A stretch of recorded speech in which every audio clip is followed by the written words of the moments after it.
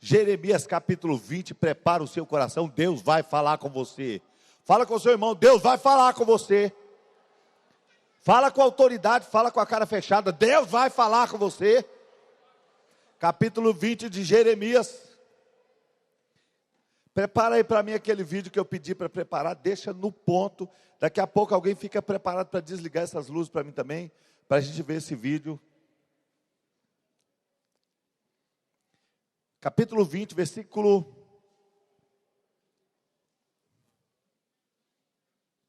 Vamos ler do versículo 7. Iludiste-me, ó Senhor, iludido fiquei. Mais fostes do que eu, prevaleceste. Sirvo de escárnio todo dia. Cada um deles zomba de mim. Porque desde que falo, grito e clamo, violência e destruição. Porque se tornou a palavra do Senhor um opróbrio para mim, e um ludibrio todo dia. Então disse eu, não me lembrarei dele, não falarei mais no seu nome, mas isso foi no meu coração como fogo ardente, encerrado nos meus ossos, estou fadigado de sofrer, não posso. Senhor, nós pedimos que o Senhor fale conosco para a tua glória, teu louvor, em nome de Jesus, amém, Senhor. Bom, queridos, a minha mensagem hoje, ela é: não deixe o diabo roubar o seu ministério. Não deixe o diabo roubar o seu ministério. Não deixe o diabo roubar aquilo que Deus falou a seu respeito. Não deixe o diabo roubar as promessas de Deus a seu respeito. Não deixe o diabo roubar o amor que Deus plantou no seu coração. Não deixe o diabo roubar o que Deus te entregou. Não deixe o diabo tomar das suas mãos o cajado que o Senhor te entregou. Jeremias estava vivendo um tempo de grande angústia. Ele era um profeta levantado por Deus. Desde o princípio do ministério, ele está tendo uma dificuldade, dizendo, eu não estou querendo isso, Senhor, eu sou uma criança. Deus fala com ele, não fale isso de você mesmo, porque eu te constituí por profeta, te dei por profeta, você é profeta, não fale isso de você. E Jeremias está caminhando e as lutas estão aumentando, ele profetiza, então ele é preso numa cadeia. Passur prende Jeremias, depois de alguns dias Passur manda soltar e Jeremias fala com ele, Deus mudou o seu nome para terror de todos os lados, porque você vai experimentar terror de todos os lados. E quando Jeremias está saindo, ele começa a fazer uma lamentação, diz, Deus, eu estou iludido, eu fui iludido. Ele diz, o Senhor me colocou numa situação difícil, eu tenho que estar sempre clamando e falando de tantas coisas difíceis. E ele diz, eu pensei em não falar mais, eu pensei em não declarar mais a tua palavra, mas foi como fogo dentro de mim, dentro dos meus ossos, eu não consigo resistir esta verdade que está dentro de mim. Eu não consigo me silenciar, eu não consigo abrir mão, eu preciso falar, porque dentro de mim está pegando fogo. Grandes homens de Deus pensaram em desistir dos seus ministérios. Grandes homens de Deus pensaram em desistir. Muitos não se achavam qualificados, muitos se achavam em desvantagem, outros estavam dizendo, eu não quero esse rabo de foguete. Nós podemos citar Moisés, que diz para Deus, Deus envia outro, envia qualquer um. E Deus ficou irado com Moisés, porque Moisés usou numa frase duas palavras que você não pode usar. Ele disse, Senhor, envia a quem o Senhor quiser enviar. Não se pode usar na mesma frase a palavra Senhor e envia outro. Não se pode usar na mesma frase. Não se chama Deus de Senhor e fala com ele, manda outro. Manda outro. E Deus ficou irado com Moisés. Nós podemos pensar em outro grande homem de Deus. Esses dois homens foram homens que tiveram a experiência de serem levados para o céu com o corpo. O nome dele é Elias, ele também desistiu. Ele diz, parei de brincar, falou, não quero mais saber. cansei, eu fiquei esses anos todos fugindo, agora a Gesa mandou um mal contra mim, más notícias, não aguento mais, parei, estou fora. Então ele desistiu e foi embora. E o outro homem que nós podemos citar o Pedro. Pedrão conhecia Jesus e viu o Cristo reencarnado, ele viu o Cristo ressuscitado, ressurreto. Não foi o suficiente saber de toda a verdade que ele sabia. Minha esposa diz que eu estou gritando muito, então abaixa o volume porque eu não consigo, é como fogo nos meus ossos, eu grito mesmo. Então, meu querido irmão, levanta de novo, não estou me ouvindo, estou brincando. Então, meu irmão, Pedro não foi o suficiente. Ele diz, eu não aguento mais, porque eu sei que Deus é Deus, eu sei que Jesus ressuscitou, mas eu não estou acreditando em mim. E ele parou. Agora eu queria te dizer uma coisa, meu irmão. Quando você para, você está abandonando o melhor de Deus para você. Solta o vídeo para mim. Apaga as luzes para mim, por gentileza. Eu vou trazer esse moço aqui na igreja. Eu quero que você conheça esse moço, que nós vamos trazer aqui na igreja para ouvir pessoalmente. De Jacó, só ele é Deus e transforma os seixos em mananciais de água. Deixa eu dizer algo. Eu estou pregando para uma geração que tem futuro, a geração do avivamento. E o que eu vou dizer aqui, muitos já ouviram, mas eu sou tocado para dizer, para motivá-los. Quando eu cheguei na igreja, lá no mundo, diziam para mim que eu não valia o que comia. Cheguei na igreja, Jesus me aceitou. Com 1 ano de crente, eu estava num culto, igrejinha pequena. Um pregador olhou para mim e disse, Bento, fica de pé. Eu no meio da multidão. Deus está me dizendo que vai te levar por este planeta. E tu vai ser uma tocha na mão dele. E vidas vão ser restauradas quando ele te usar. É bonito. É bom. Mas eu morava dentro da cana. Numa igrejinha do Canavial. Foi tão sério que com 3 dias depois um grupo de crentes foi na minha casa, preocupado para eu não perder a fé e decepcionar-me. Ele me disse, Bento, a gente gosta tanto de ti que viemos te dar um conselho. Qual é o conselho, meus irmãos? Crentes, não acredita naquilo que o profeta falou, não. Ele errou o alvo. Mas por quê? Porque tu tem 3 grandes defeitos. Se Deus quiser te usar, vai ser impossível. Então quais são os meus defeitos? Tu é pobre demais, Bento. Tu é analfabeto. E para piorar, você é preto.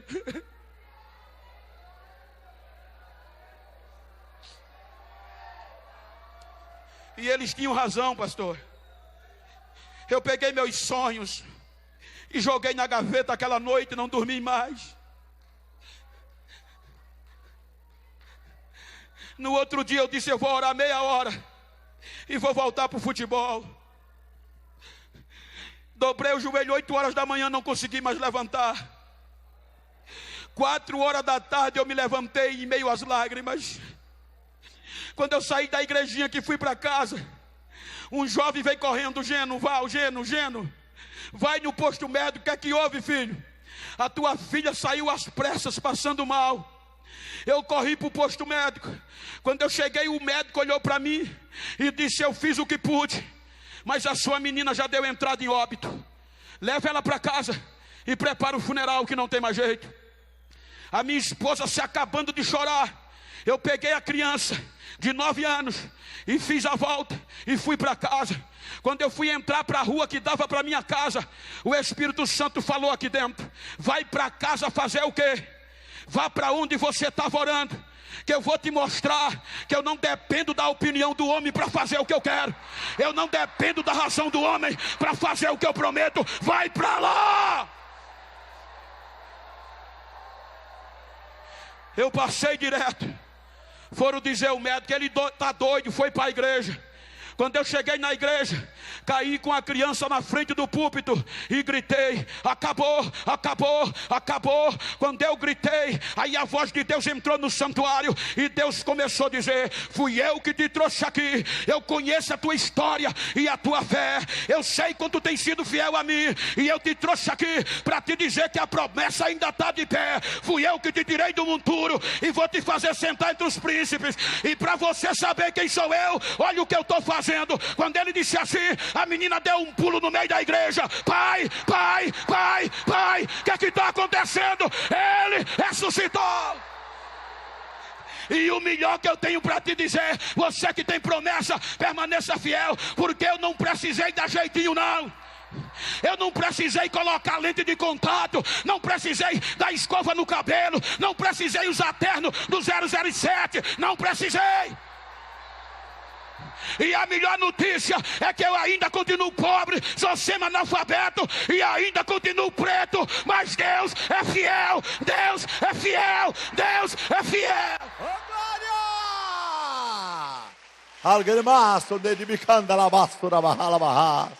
Oh, aleluia! Não desista do seu ministério. Eu estava conversando com um jovem e ele falou comigo. Diz para ele: você tem certeza do seu chamado? Você se lembra da voz de Deus te chamando? E ele diz para mim: já não tenho mais, pastor. Eu disse para ele: bem-vindo a uma vida vazia, vazia de propósito, vazia de esperança.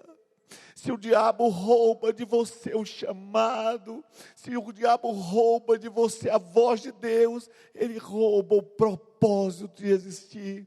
Pobre do homem! Nós muitas vezes falamos de crentes velhos, não é o tempo de crente. É quando você se torna um crente meramente religioso. Já não faz diferença. A única diferença é ir na igreja e voltar da igreja, ir na igreja e voltar da igreja, enfadado, porque um dia você jogou fora o cajado que Deus pôs na sua mão. Não chamou ninguém para a carta branca, não chamou ninguém para estar sem nenhum motivo para existir. Deus te chamou porque há tanta necessidade ao seu redor, há tanto clamor ao seu redor, a gente chorando. Eu entrei na internet, eu vi uma mulher chorando com uma moça, abraçada com aquela moça envolta num saco plástico, morta. E eu vi aquela mulher desesperada. Tem coisas que a gente olha, que a gente tem vontade de nem ver, porque tem tanta necessidade, tem tantas lágrimas, tem tanto clamor, e no conforto da nossa casa, nós nos esquecemos que há um mundo de verdade acontecendo lá fora. Meu irmão me disse hoje de crianças sendo levadas para a carnificina, para o estupro, crianças sendo vendidas, saindo da Síria, saindo da guerra. Quantas coisas terríveis acontecendo, mas o seu ministério é que vai fazer a diferença. Os seus pensamentos não fazem diferença.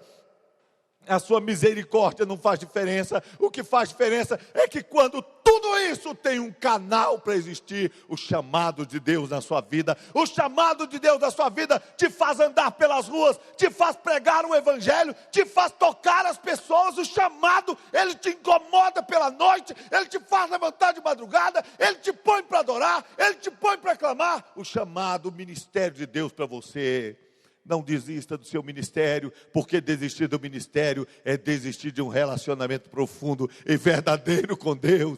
Não desista do seu ministério para ser uma figura na multidão. Não desista do seu ministério para ser um número perdido do computador de Deus. Não desista do seu ministério para ser um figurante. Desistir é desistir de estar no centro da vontade de Deus. É desistir de ter experiências profundas em uma aventura maravilhosa com o Senhor. Não desista! Não desista, não desista. Deus não errou de endereço quando falou com você. Deus não errou de endereço quando falou com você. Não fui eu quem te falei, foi a voz do Senhor. O calor dos seus lábios permanece nos seus ouvidos. Não desista do seu ministério. Desistir é desistir de sonhar. Desistir é desistir de viver. Desistir é desistir de nós mesmos. Desistir é desistir de ser. É desistir de existir. Não desista do seu ministério. há uma voz de Deus a seu respeito. Não desista do seu ministério. Os sonhos de Deus não podem morrer. Deus tem sonhos a seu respeito. Levante-se de novo e diga: eu vou avançar. Chega de tantas coisas que nos impedem. Não desista. Segunda coisa, não atrase o seu ministério.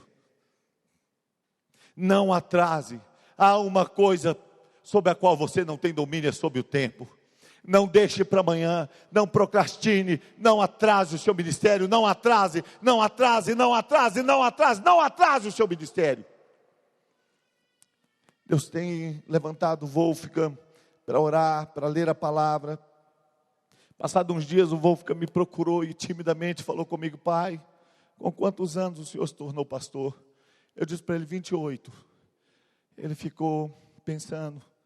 Mais uns dias encontrei com o Wolfgang, ele falou: pai, sabe por que eu te perguntei com quantos anos o senhor se tornou pastor? Falei: não, eu queria saber se ainda dá tempo para mim. Eu perdi tanto tempo, pai, eu perdi tanto tempo, eu podia ter avançado, eu podia ter colhido tanto que o senhor estava semeando na minha vida. Eu queria saber se ainda dá tempo para mim. E o Wolfgang começou a buscar o Senhor, e ler muito a Bíblia, e orar.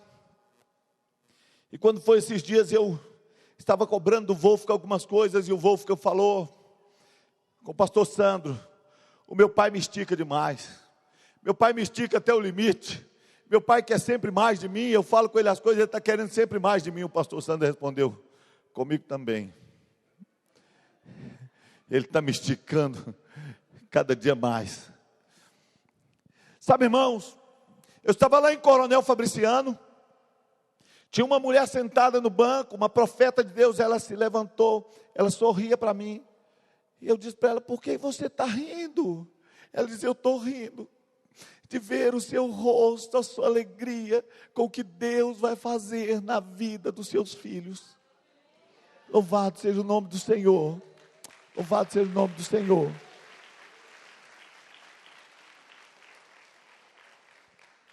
Voltei a Coronel Fabriciano, contei para ela as coisas que Deus tinha feito. Ela começou a orar comigo. Deus começou a usar aquela mulher usada por Deus, falou comigo assim: eu vou usar o seu filho 7 vezes mais, 7 vezes mais do que eu te uso. Ela falou tantas outras coisas boas. Eu contei para minha esposa, contei em casa, mas eu precisava ter gravado, precisava ter escrito, para não me lembrar de tudo coisa boa que Deus falou. E ela disse para mim: chega em casa, impõe as suas mãos sobre o seu filho e ora, porque eu vou usar 7 vezes mais. Como ela não deu o nome do filho, eu orei pelos dois. Falei: ajoelha aqui, eu não sei qual dos dois não, mas Deus vai usar um de vocês dois 7 vezes mais do que me usa.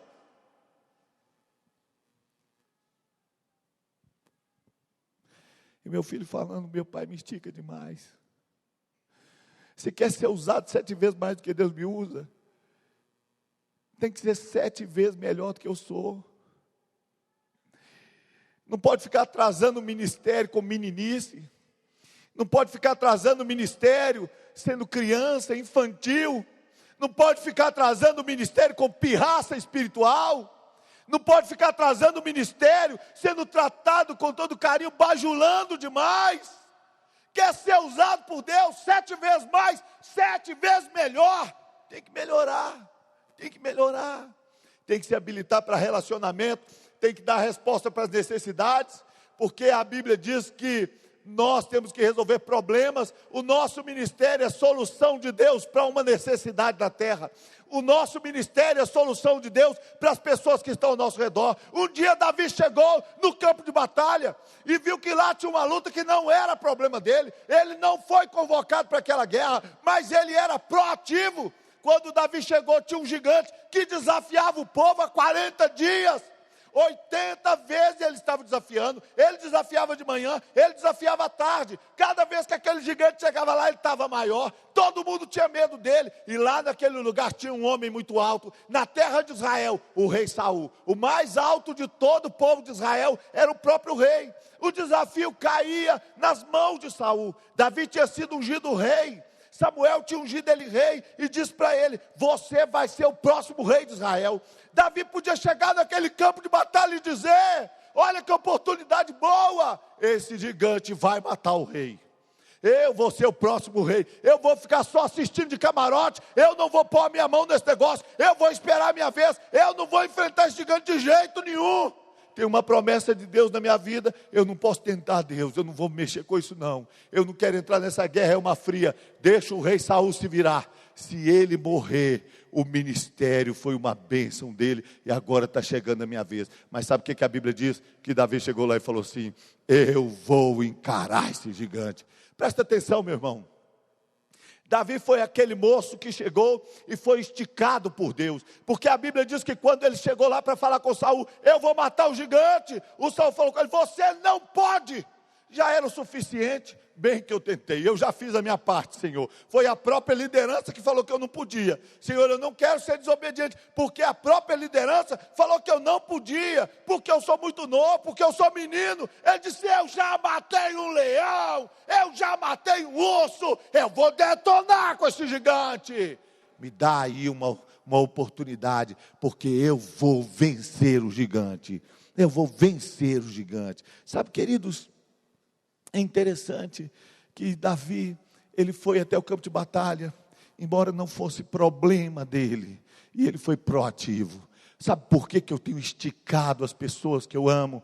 Por que eu tenho pedido mais, e quanto mais elas dão, eu quero mais?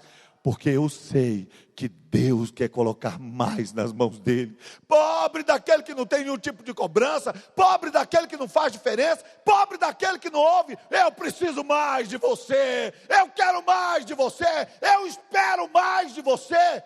Pirracento, celebrando a mesma vida. Eu nasci assim, eu vivi assim, eu sou o crente Gabriela.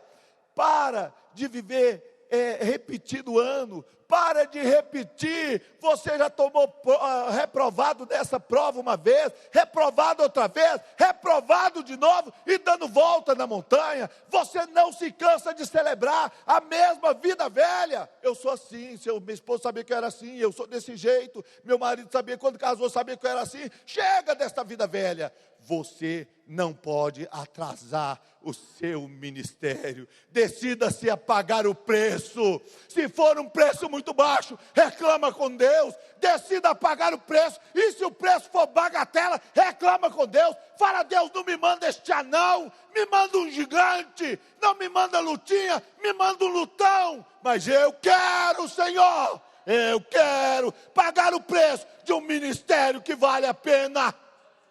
Eu quero, Senhor, quero mais.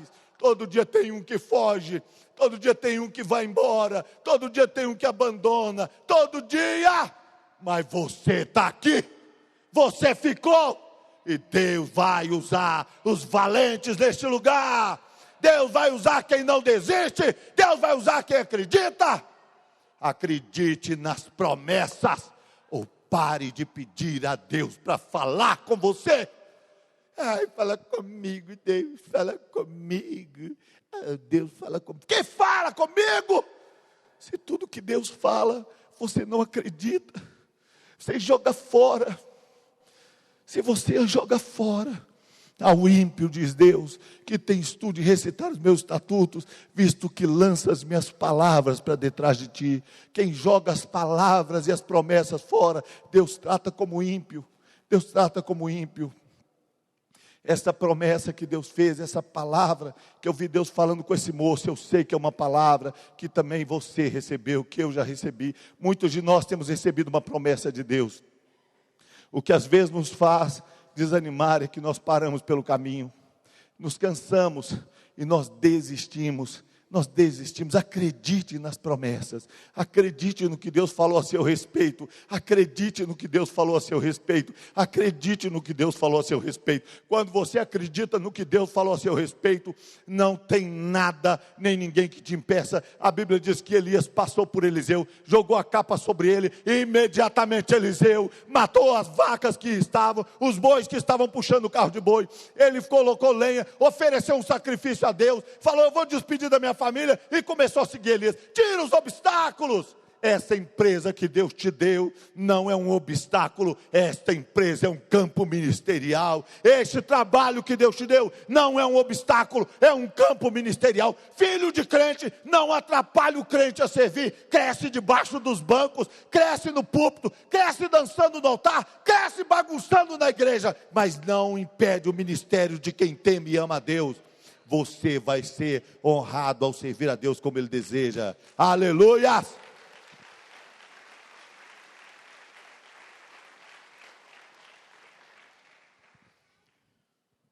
Para encerrar, essa mensagem é igual um coice de burro, ela é rapidinho, mas você lembra muito tempo.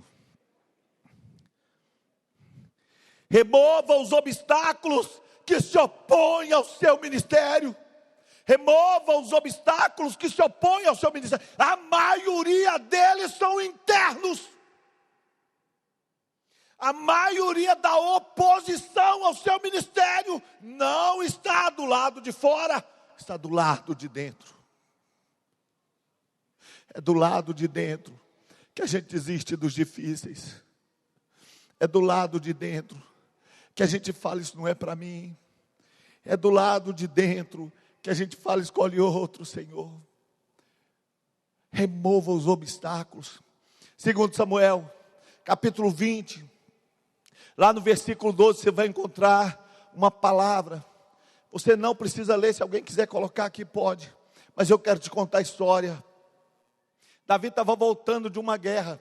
Depois do pecado de Davi, foi a próxima guerra que ele ganhou. Uma guerra que não tinha prazer em ganhar. Ele ganhou uma guerra contra seu filho Absalão. Ele só venceu aquela última guerra que Joabe já estava lutando, onde morreu Urias. E a próxima guerra que a Bíblia menciona, é essa guerra contra Absalão. E ele diz para os soldados dele: tomem cuidado, não matem, tomem cuidado do meu filho Absalão. Mas Joabe, general de Davi, matou Absalão. Davi ficou tão triste, ele chorava dizendo: Absalão, meu filho Absalão. Enquanto ele estava orando, chorando, Joabe encantou o rei, disse para ele: assim que você honra os seus soldados. E o rei teve que sair e fechar o seu luto para receber os soldados. Davi estava muito triste, o reino estava dividido, os que seguiram Absalão estavam perdidos, e Davi manda um recado: vocês não vão me conduzir de volta, vocês não vão, vocês são minha carne. E manda um recado para o general que havia lutado em favor de Absalão: Amasa, você vai ser general no lugar de Joabe. E agora aquele general foi colocado no lugar de Joabe. Mas quando Davi está chegando na terra dele, levantou-se um homem chamado Bicri, e o homem arrumou uma confusão, disse: olha, nós não temos parte em Judá. Ele tocou a trombeta e levou os homens embora com ele, quando Davi está voltando para casa. Então Davi fala com Amasa: olha, este Bicri vai ser mais terrível para nós do que o próprio Absalão. Vai atrás dele, reúne os soldados em Israel, vai atrás dele, destrói com esse Bicri. E aí então, enquanto Amasa saiu, demorou mais do que o tempo planejado. E o Davi falou com o irmão Joabe, diz para ele, se eu não me engano, Abissai: Abissai, pega os soldados e vai atrás de Bicri. Joabe estava fora da lista, mas Joabe colocou sua armadura como general que era e foi à frente do exército. Quando ele encontrou com Amasa estava voltando, era o general que Davi escolheu, e a Bíblia diz que ele matou Amasa. Ele matou o general que Davi colocou no lugar dele. E todo mundo que estava seguindo ele para perseguir o inimigo de Davi, para perseguir Bicri, quando chegava e via aquele moço envolto em sangue, morto, o general de Davi, eles paravam e ninguém prosseguia. Então a Bíblia diz que um jovem pegou aquele moço, aquele cadáver, enrolou em um lençol e tirou da estrada, tirou do caminho. E as pessoas passaram a seguir Joabe e foram até onde estava Bicri. E eles venceram aquela guerra e eles tomaram de novo o lugar de honra para a casa de Davi.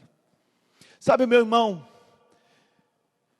tanta coisa doída nessa história, tanta coisa errada, mas eu quero tomar só um fato dessa história.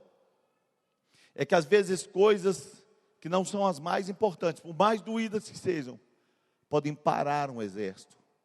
Aquele cadáver, aquele moço estava lá, não havia nenhuma palavra, não havia, mas a imagem dele estava impedindo aqueles homens de chegarem até o objetivo, que era restituir o reino a Davi. Querido, remova o que impede o seu ministério. Quem sabe dentro de você tem obstáculos tão grandes. Você está na igreja, você ama a igreja, mas você diz, mas eu não quero andar com essa igreja, eu não quero andar com esse pastor, eu não quero seguir, eu não quero avançar, eu não quero isso, eu não quero aquilo. Há quanto tempo? Há quanto tempo? Há quanto tempo?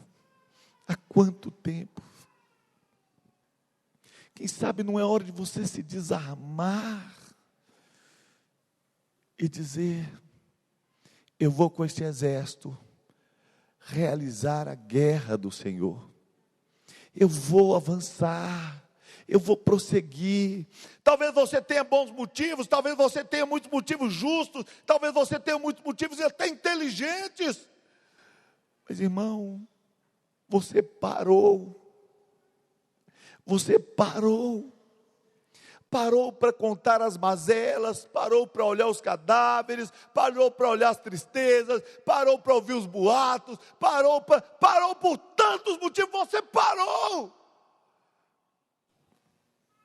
Remova os obstáculos, é tempo de avançar, porque não se trata dos problemas ao redor, se trata do chamado de Deus a seu respeito.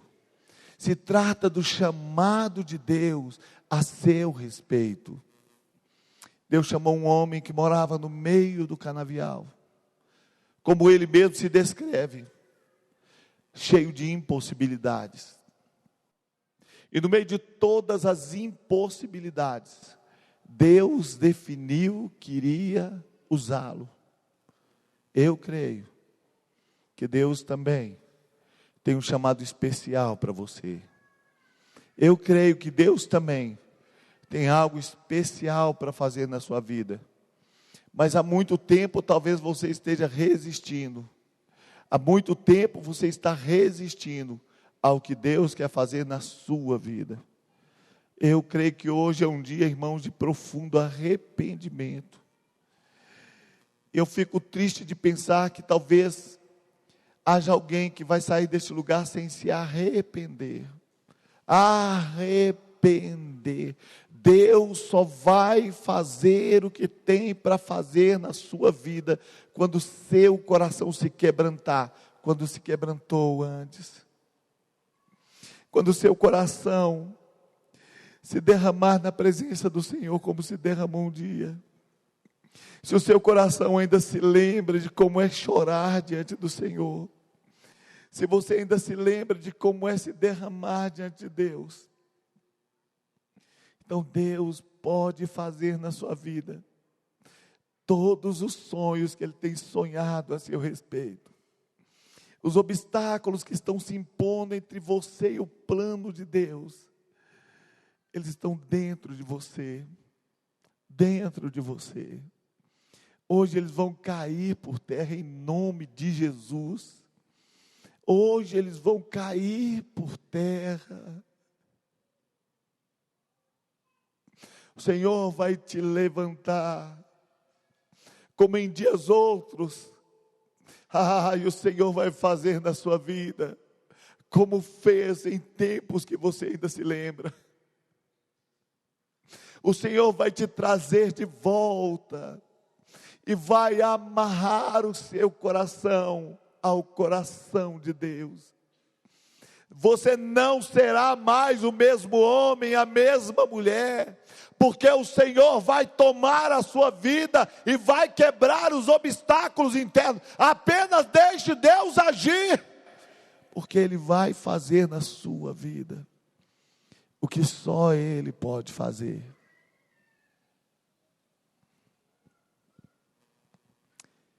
Eu vou orar por você.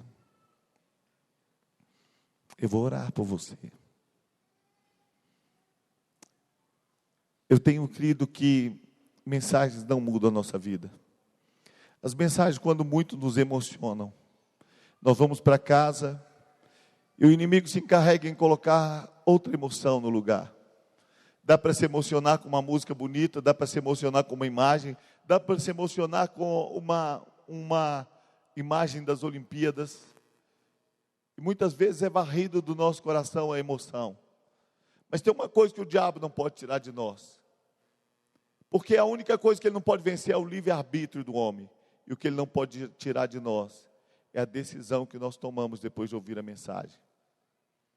Quando você ouve uma mensagem, vai para casa, já não importa se ela foi boa ou ruim. Já não importa se você gostou ou não gostou. Não importa. Não importa se o pastor era ungido ou se foi uma porcaria de mensagem, não importa. O que importa é se a sua decisão foi ungida. O que importa é se a sua decisão foi boa. O que importa é a decisão que você tomou. Por isso eu quero orar por você, mas não quero orar por ninguém no piloto automático. Não quero orar por pessoas que saem do lugar só porque saíram. Eu quero orar por gente que está saindo do lugar dizendo: Senhor, restaura o meu ministério. Restaura o meu coração no altar. Sara a minha vida. Quando eu falo que eu não quero orar por gente do piloto automático, não quer dizer que eu não quero orar por você. Eu não estou te desestimulando a vir, não. Eu quero que você venha no altar. Só que eu quero que você saia daí com uma reflexão. Eu quero que você saia daí com uma reflexão. Triste é ficar no mesmo lugar. Eu vou te chamar aqui na frente. E eu vou te chamar pelo nome. Eu vou te chamar pelo nome. Porque o Espírito Santo vai falar o seu nome dentro do seu espírito agora. E vai dizer assim: é com você que eu estou falando. O Espírito do Senhor vai falar dentro de você. Ele vai dizer: eu estou falando com você.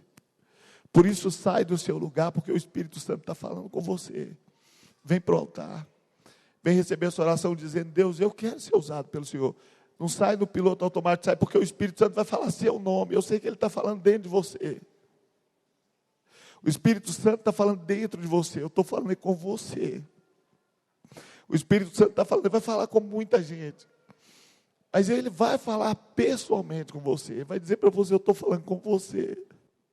Que saudade de você, meu filho. Que saudade da sua voz. Que saudade da sua oração. Que saudade do seu clamor. Eu estou falando com você, meu filho. Que saudade eu tenho de você. Os céus têm saudades da sua voz. O Senhor Jesus está falando com você que está de pirraça com Deus. Está de pirraça. Está triste com Deus. Está triste com a igreja. Triste com os crentes.